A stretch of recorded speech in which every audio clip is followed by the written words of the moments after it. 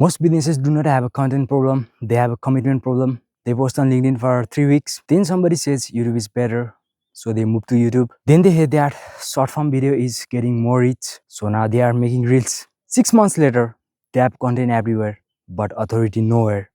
It reminds me of someone digging 5 shallow wells and wondering why they still can't find water. The problem is not the ground.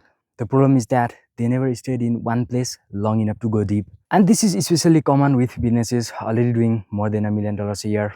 You already have customers, you already have expertise, you probably have case studies, sales conversations, and years of knowledge sitting inside the business, but your content does not reflect the true value of the company. So today, I want to show you 3 offers you can use to turn content creation into something that attracts actual buyers, not just peers. And more importantly, I'll explain the psychology behind why these offers work.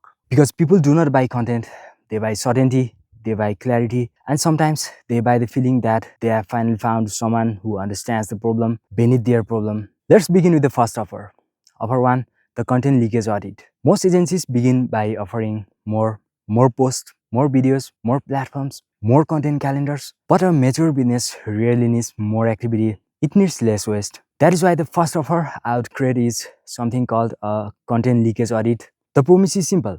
We'll identify where your content is losing buyer attention and show you the single channel, message, and format you should focus on for the next 90 days. Notice what this offer does psychologically. It does not immediately ask the client to change their entire business. It first removes uncertainty, and uncertainty is exhausting. When a business is posting on 5 channels, the founder is constantly making invisible decisions. What should he post?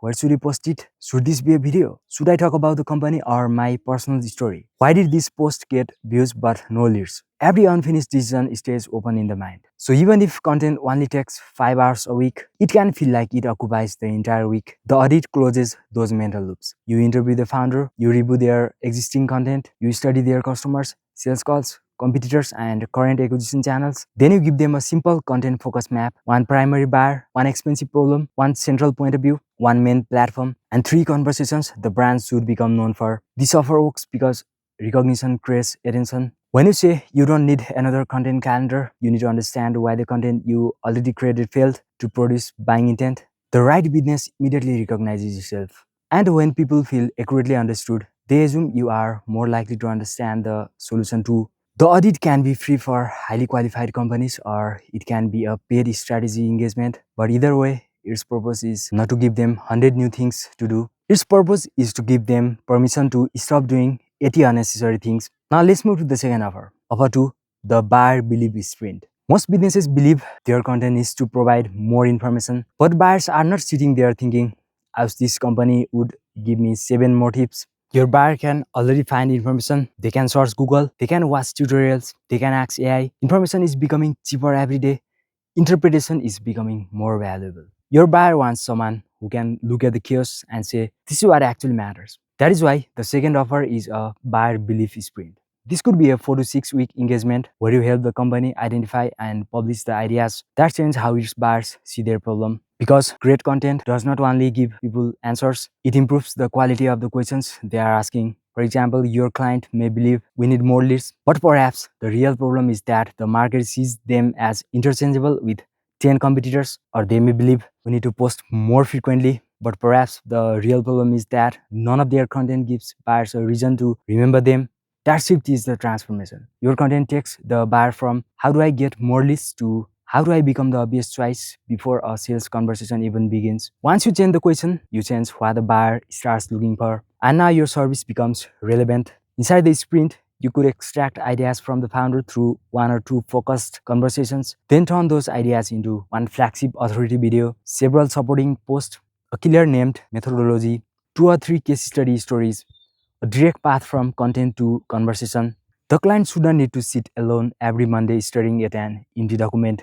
That is important because an offer becomes weaker whenever it requires the buyer to become a different person before it can work. If the founder hates writing, do not sell them a writing system. If they are busy running a company, do not give them a course with 40 hours of lessons. Build the offer around the life they already have. Capture their thinking in a 60-minute conversation and do the heavy lifting for them.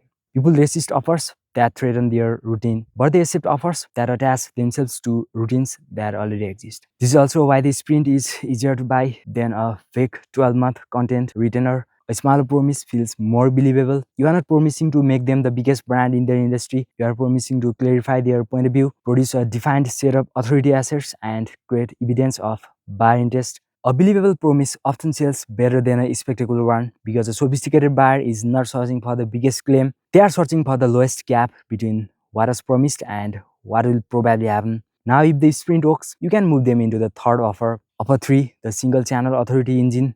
This is a deeper partnership, but I would not position it as social media management. Social media management sounds like maintaining activity, and $1 million business does not need someone to keep its account alive. It needs someone to make the company difficult to ignore. So position the offer as a single channel authority engine. The promise could be, we turn your company's expertise into a buyer-focused content system on one primary channel without adding another department for you to manage.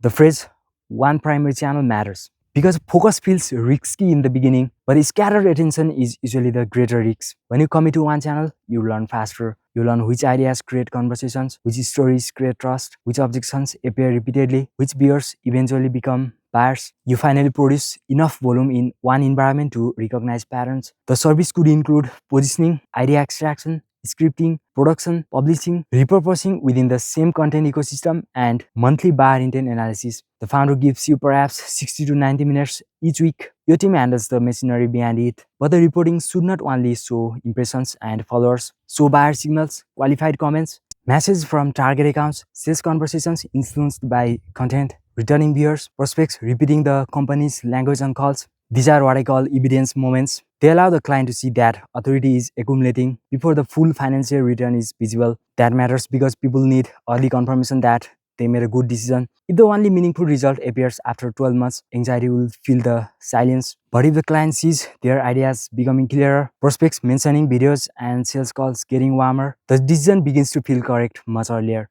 There is also a status element here. A strong content presence does more than generate leads. It changes how the company is perceived. The founder stops chasing every conversation. Better employees want to join. Partners become more receptive. Prospects enter sales calls already familiar with the company's thinking. The business begins to look like the leader. It may already be behind closed doors. And that is what many established businesses are really buying. They are not buying 20 posts. They are buying alignment between the quality of their work and the market's perception of that work. So if you want content to attract buyers, do not begin by selling content. Begin by selling relief from scattered decisions with the content leakage audit. Then sell a change in market perception with the buyer belief sprint. And finally sell consistent category authority with the single channel authority engine. Audit the confusion, prove the message, then build the machine. Content is not just a way to become visible, it is a way to become familiar, and familiarity repeated with a clear point of view slowly becomes trust. Trust reduces the perceived risks of buying. That is why the best content often doesn't feel like a sales pitch. It feels like the buyer has been quietly arriving at the decision for months. So if your business is already doing over $1 million a year, you have tried different channels, but you have never fully committed to building one into a serious acquisition asset, that is exactly what I help with. We extract the expertise already inside your company, turn it into buyer-focused content, and build the strategy, production, and publishing system around one channel. Not more noise, not more platforms to manage. One clear message repeated deeply enough to become associated with your name. If that sounds like the missing piece in your business, use the link below and let's have a conversation.